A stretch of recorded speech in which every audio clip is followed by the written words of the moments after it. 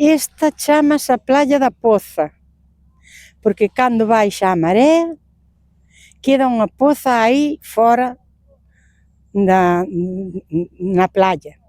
E nesta playa, esta é unha pedra que me trae a min moitos recordos, que me mandou miña nai a area fina para lavar as cucharas e os tenedores, e vin cunha palangana de porcelana, e cando a quixen botar á cabeza, puxen aquí a perna, a palangana aquí, e puxen á cabeza, e antes de chegar á cabeza caeume, e estraguén a palangana.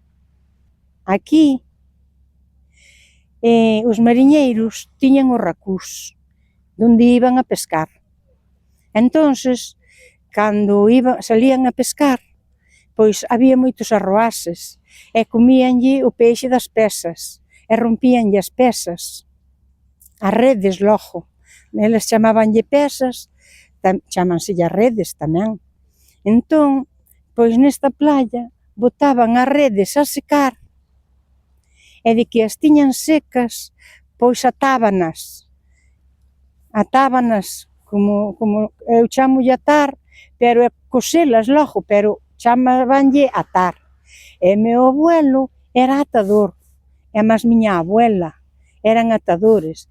Meu abuelo tiña racú, tiña un barco que se chamaba María, outro que se chamaba Rúa 1 e outro que se chamaba Rúa 2. Entonces, e despois tiña a Jamela, unha jameliña pequena de que deixou de ir ao mar afora, pois tiña unha jamela pequena.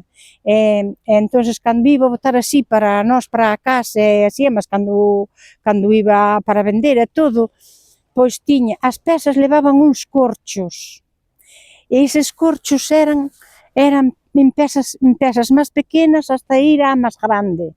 Entonces, eses corchos, nós os rapaces, para aprender a nadar, eran os nosos flotadores. E acórdome que os mariñeiros sempre nos viñan berrar porque lle enchíamos a jamela de area, e despois se viña o sol, apretaba a madeira e non lle pechaba, quedaba a area metida entre a madeira, e viñan nos berrar. E para quitar esa area, pois tiñan unhas escobas que eran duns mirtos, ou non sei como lle chamaban, que había nos montes polos pinales, e eran cousas moi piquentas, e con esas escobas que facían así de grandes, serían así, pois con esas quitaban a area e limpiaban a jamela.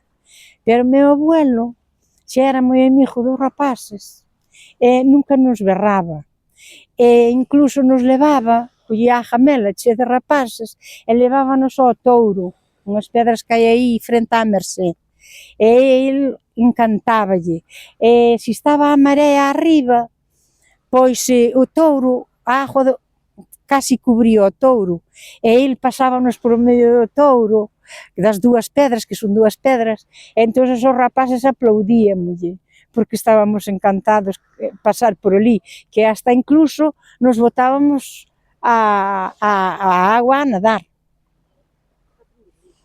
Bueno, mira, eu conto vos todo isto, pero eu son Ana María Parada Castro.